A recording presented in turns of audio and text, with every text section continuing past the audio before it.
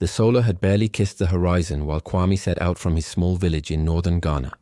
His heart thumped with the rhythm of both desire and worry, a drumbeat he had acknowledged for the reason that formative years. Kwame's dream changed into simple but enormous. He wanted to build a water pump machine for his village, one that would deliver smooth water to every circle of relatives.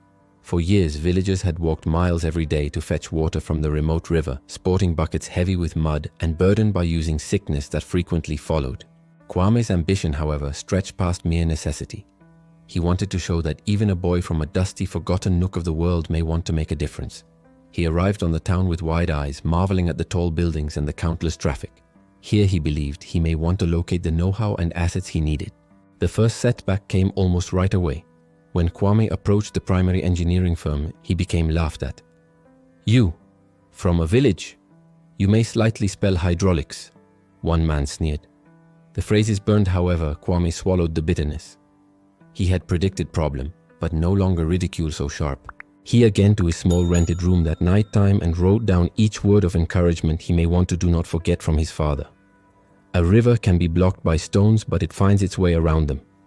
That announcing became his protect. Kwame applied for scholarships, apprenticeships, or even small loans to fund his first prototype. Every rejection stung.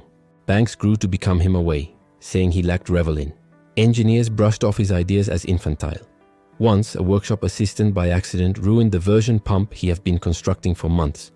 Sitting amid the broken pieces, Kwame felt depression like a weight urgent on his chest. For the primary time, he wondered if he had aimed too high.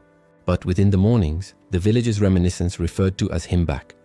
He notion of Amina, the little lady who regularly arrived on the river with naked toes, her lips cracked from thirst. He remembered old guys coughing beside stagnant water and girls taking walks under the blazing sun for hours. He realized that failure, as harsh as it felt, was not the stop. It changed into truly the first trainer on the street to achievement. Kwame commenced observing intently. He noticed how the older engineers solved troubles not through grand ideas but via small, repeated trials. He determined to apply this precept. Every failure became a lesson. When a joint leaked, he discovered a new approach of sealing. When a motor burned out, he found a higher manner to protect it. The laughter of the skeptics dwindled in his mind as he focused at the quiet development he changed into making. Months become years. Kwame returned to his village periodically, bringing back little upgrades. A small hand pump that might serve some households, a filtration approach for river water, training about hygiene. Each fulfillment becomes small, almost insignificant within the eyes of the sector, but for the village it became life-changing. Youngsters have been less ill. Moms smiled as their shoulders bore less weight. Kwame started out to understand that resilience became now not an abstract idea. It was concrete, built in small victories, honed by using the sting of repeated failure. Sooner or later, Kwame received a call from an overseas aid business enterprise that had heard approximately his paintings. They provided him investment for a full water machine, the one he had dreamed of. But even this direction had obstacles. Transporting device to the remote village required navigating bad roads, unreliable vans, and limitless pink tape. One cargo of pipes turned into stolen before it reached the village. Any other postponed value months of labor. Kwame wanted to scream at the prejudice of it all, but rather he remembered the river in his village, blocked by way of rocks, twisting around boundaries but always shifting ahead. Kwame organized villagers, coaching them to assist with the development. Together they carried elements, dug trenches, and strengthened the pump foundations. He realized that resilience changed into not simply private. It grew stronger while shared. Older villagers gave advice, children introduced water for the workers, and moms fed them for the duration of breaks. Kwame understood that setbacks had been in no way meant to weigh down him. They were shaping the network around him as properly. In the end, the day arrived when water gushed from the newly installed pump. The villagers danced and sang, their voices echoing throughout the fields. Kwame knelt by way of the pump and drank the cool water, feeling each trouble that had brought about this moment. He remembered every broken prototype, every rejection letter, every sleepless night. Each have been a stepping stone. Each have been a trainer. His failure had now not defeated him. It had refined him, hardened his solve, and given him knowledge beyond his years. Kwame's story quickly spread to neighboring villages. Engineers and NGOs came to look what a younger guy without a formal reputation had performed. They had been impressed, no longer most effective by using the technical fulfillment, however, by way of the way he had turned barriers into possibilities.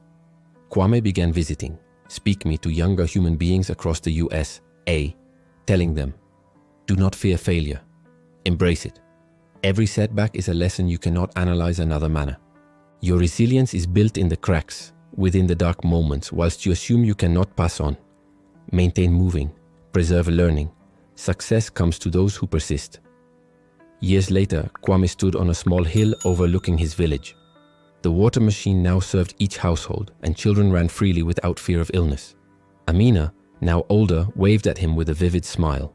Kwame smiled again, thinking of the lengthy avenue from ridicule to triumph. He had once been laughed at for dreaming too huge, yet it turned into that very dream, nurtured via failure, that had transformed endless lives. He knew that without each setback, he might in no way have grown into the man who should make such exchange viable. Kwame often lowered back to the lesson of the river, a metaphor that had guided him through every difficulty. Existence, he found out, could always throw stones within the path, but it turned into up to him to navigate round them, to preserve shifting and to train others to do the same. In every droplet of water flowing from the pump, he saw evidence that failure, while confronted with courage and patience, can indeed end up the finest teacher and the gateway to success. Kwame had discovered what such a lot of in his village could come to educate their kids. Strength is cast in adversity, goals are carved from setbacks, and success is the river that flows only after it has found out to conquer every rock in its course.